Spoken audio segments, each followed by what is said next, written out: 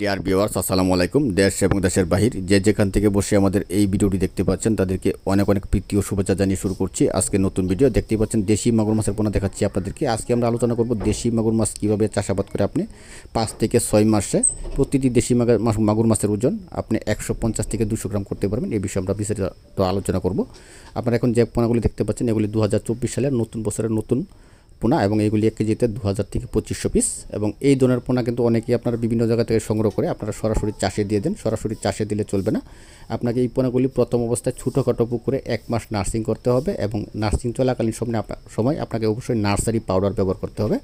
এবং 1 মাস নার্সিং করার পরবর্তীতে দেখবেন যে 250 থেকে 300 পিস কেজি আসছে। আপনারা এখন যে পোনাগুলি দেখতে পাচ্ছেন এগুলি কিন্তু নার্সিং করা পোনা, অর্থাৎ এগুলি 1 কেজিতে 300 পিস এবং এরকম বড় করে তার পরবর্তীতে আপনি প্রতি শতাংশে 250 থেকে 300 পিস আপনি কালচারে দিয়ে দিবেন।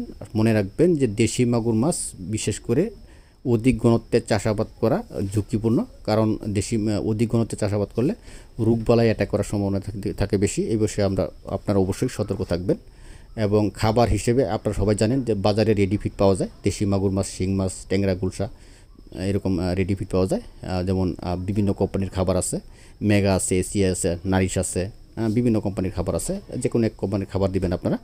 এবং মুট মাছের ওজনের 30% হারে খাবার দিবেন প্রথম অবস্থায়, 2 বেলা খাবার দিবেন। এবং দ্বিতীয় মাস মুট মাছের ওজনের 20%, তৃতীয় মাস মুট মাছের ওজনের 10%, চতুর্থ মাস মুট মাছের ওজনের 5% এবং ষষ্ঠ মাস মুট মাছের ওজনের এই 5% হারে খাবার দিয়ে যাবেন। অর্থাৎ এই মাছ আপনি যতদিন আপনি আপনার পুকুরে রাখবেন মুট মাছের ওজনের 5% হারে খাবার দিয়ে যাবেন।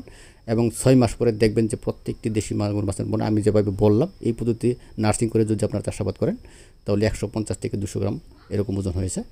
সবাইকে অসংখ্য ধন্যবাদ ভিডিও দেখার জন্য, সঙ্গে থাকবেন।